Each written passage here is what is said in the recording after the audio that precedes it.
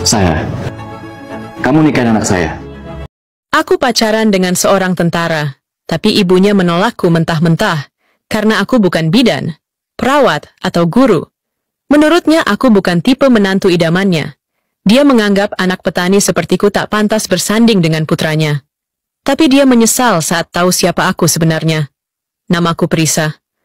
Hari itu, Chandra mengajakku ke rumahnya untuk dikenalkan pada orang tuanya.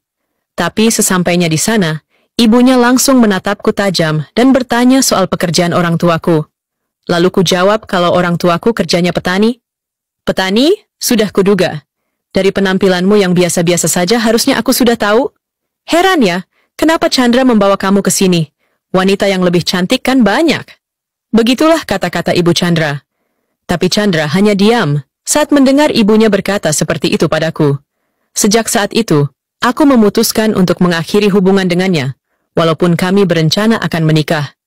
Chandra menawarkan diri untuk mengantarku pulang. Tadi ibunya melarang. Pulang sendiri saja. Aku tidak mau punya menantu kayak kamu. Yang pantas untuk Chandra itu seorang guru, bidan, atau perawat. Ucap ibu Chandra padaku. Aku kemudian pulang seorang diri dengan berjalan kaki. Di tengah perjalanan, aku dibuat terkejut dengan suara klakson dari seseorang. Dia adalah Sakti Brawijaya, kekasihku di masa SMA dulu. Hari itu amat sial bagiku. Ditolak calon mertua, pulang jalan kaki hingga bertemu dengan pria menyebalkan seperti Sakti.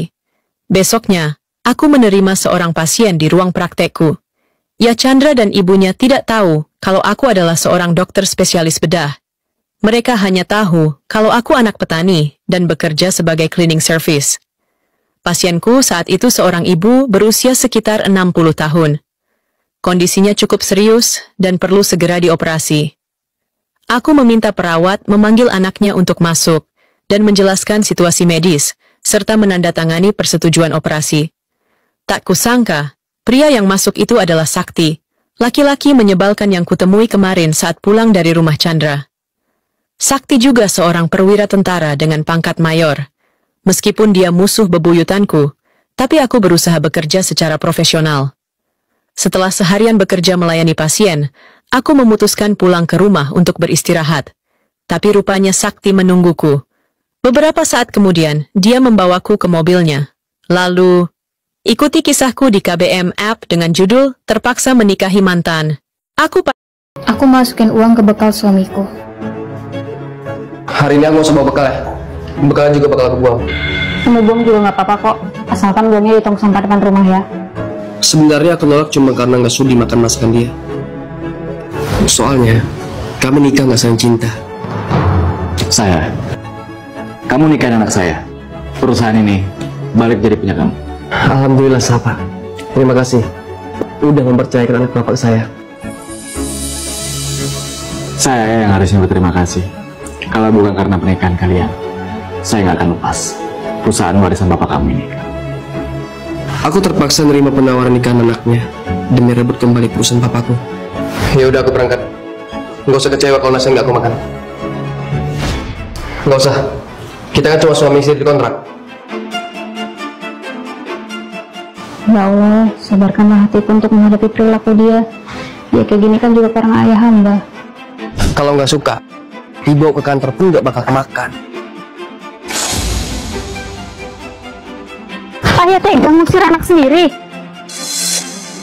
Kalau kamu memihak suamimu, ini yang akan kamu dapat. Ada apa ini ribut-ribut di rumahku? Rumahmu?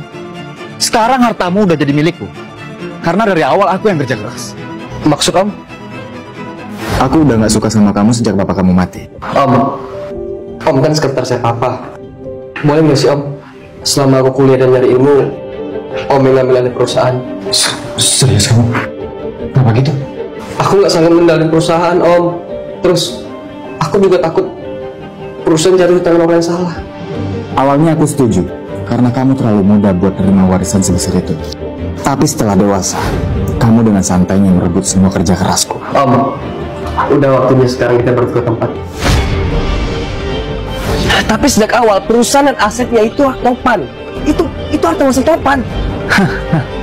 Tapi yang membangun dan mengembangkan itu aku. Kamu anak kuliahan tahu apa soal apa? Udah, jangan berantem di luar. Kita masuk aja ya, kita selesaiin dengan kepala dingin. Gak usah kecampur kamu ya. Kamu itu juga beban. Kalau bukan karena buat dapatin harta warisanku lagi, aku gak bakal mungkin kan kamu. Kelihatan kan bodohnya. Syarat konyol itu aja kamu ikutin. Mau jadi apa perusahaan ini kalau kamu yang mimpin? Stop ayah. Topan itu nggak salah. Ayah yang terlalu licik. Diam kamu. Kalau kamu masih belain dia, kamu bukan lagi anak ayah. Sana hidup miskin bareng suamimu. Masuk kamu.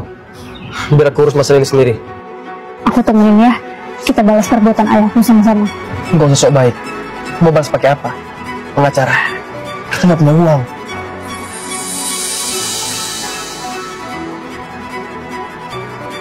Kita bisa kok bayar pengacara. Percaya sama aku.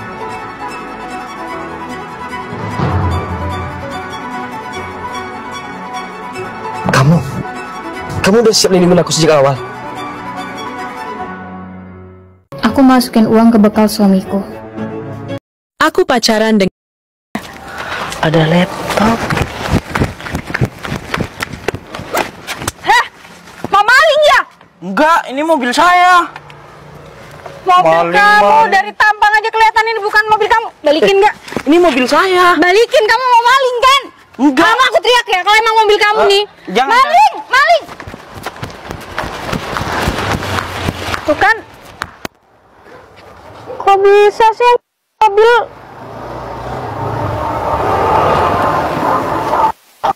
Gak dikunci. Mana rumahnya deket jalan gini lagi. Hampir aja nih tas hilang.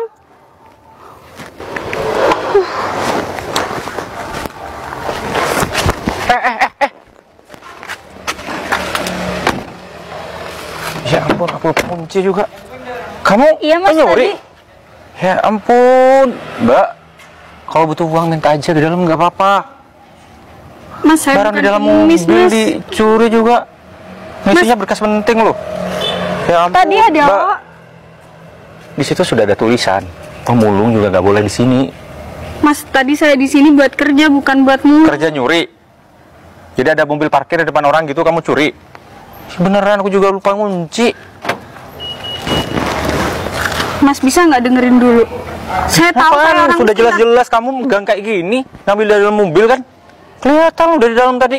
Mas, ini bukan saya yang nyolong. Tadi tas ini hampir diambil sama orang, ketahuan saya. Iya, karena kamu sudah ketahuan kan. Jadi alibi kamu ada orang yang mau nyolong gitu. Gak mungkin gak ada orang lain di sini selain kamu. Mas, saya memang miskin, tapi bukan berarti saya tukang. Gak usah memelas gitu muka kamu. Udah jelas-jelas ketahuan. Untung aja aku masih baik gak kamu laporin ke polisi. Mas ngomong kayak gitu ada bukti? Buktinya kamu pegang. Ya karena saya ngambil dari orang yang hampir nyolongin itu. Mana orangnya? Aku gak kelihatan. Udah kabur, Mas, udah kabur. Aku nggak bohong. Mbak, jangan bohong deh. Mending kamu kerja bener-bener. Jangan kayak gini, kedok aja kayak pemulung. Biar gak kelihatan, biar gampang masuk di perumahan komplek gitu. Mas, saya tadi kerja di kompleks belakang itu bersih-bersih. Saya memang pemulung, tapi kalau ada... Aku harus percaya. Harus percaya aku. Enggak kan? Setelah ketahuan kamu memelas gini. Emang orang kayak kamu tuh seenaknya ya? Seenaknya gimana? Aku Bilang jelas-jelas aku lihat. pengemis. Ya, aku bukan ngehina karena kamu pengemisnya. Tapi karena kamu kelihatan nyolong. Saya nggak nyolong, Mas. Kalau saya nyolong, udah saya bawa kabur dari tadi. Buktinya hampir saja kamu bawa kabur kan? Saya Kalau bukan aku nggak kelihatan tadi, udah kamu bawa kabur. Hilang nih barang aku. Itu mau aku masukin lagi ke dalam mobil, makanya aku pegang. Mana ada maling aku? Percuma.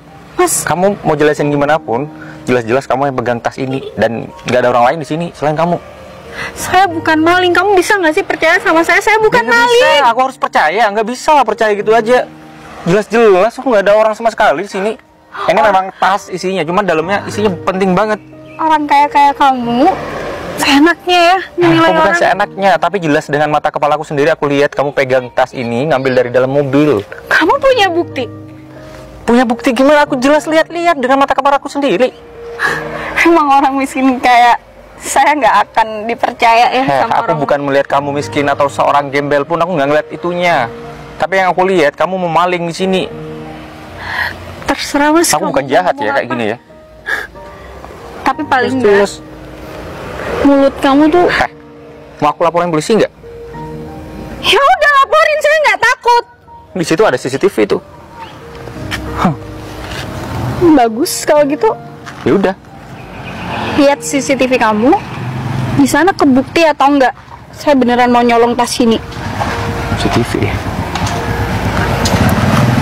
Ya udah pergi aja. Maling. Saya memang miskin, Mas, tapi saya nggak mungkin nyolong kayak gitu.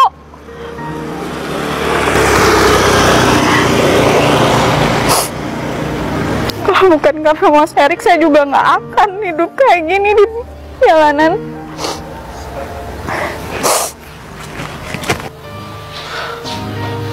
Serius? Kayaknya dia yang maling deh.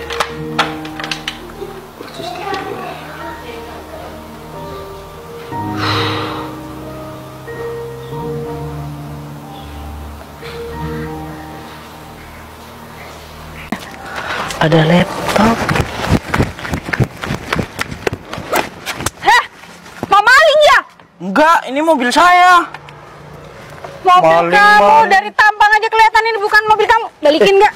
Ini mobil saya. Balikin, kamu mau maling kan? Enggak. Kamu aku teriak ya kalau emang mobil kamu nih. jangan. Maling, maling. Tuh kan. Aku pacaran. Aku masukin uang ke bekas. Ada laptop.